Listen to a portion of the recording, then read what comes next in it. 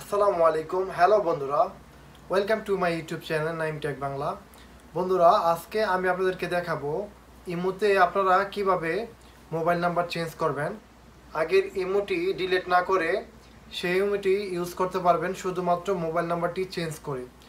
So বন্ধুরা আজকে আমি আপনাদেরকে দেখাবো ইমোতে আপনারা কিভাবে মোবাইল নাম্বার চেঞ্জ করবেন, আর বাকি সব আপনাদের আগের মতোই থাকবে ইমো আইডি। সো বন্ধুরা তাহলে চলুন কথা না বাড়িয়ে শুরু করা যাক। আপনাদের ইমো অ্যাপসটি ওপেন করবেন। এখান থেকে আপনারা উপরে যে ছবিটা আপনাদের প্রোফাইল সেখানে ক্লিক করবেন। এখান থেকে সেটিং অপশনে চলে যাবেন। দেন এখান থেকে দেখতে পারবেন অ্যাকাউন্ট অ্যান্ড সিকিউরিটি, এখানে ক্লিক করবেন। দেন এখান থেকে আপনি চাইলে এটাকে ডিলিট করে দিতে পারবেন, এবং যদি চেঞ্জ করতে চান, শুধু ফোন নম্বরটা চেঞ্জ করতে চান, তাহলে উপরে এখানে চেঞ্জ ফোন নাম্বার এখানে ক্লিক করবেন। দেন বন্ধুরা এখান থেকে আপনারা চেঞ্জ নাম্বার এখানে ক্লিক করে দিবেন।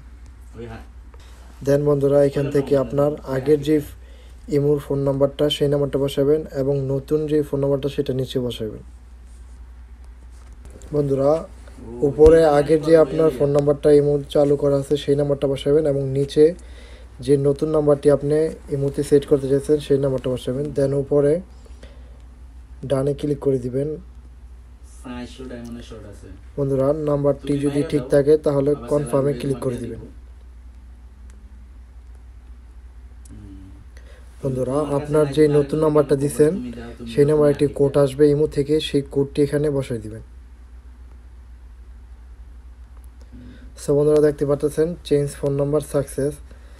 আশা করি বন্ধুরা বুঝতে পারছেন কীভাবে আপনারা ইমোতে মোবাইল নাম্বার চেঞ্জ করবেন।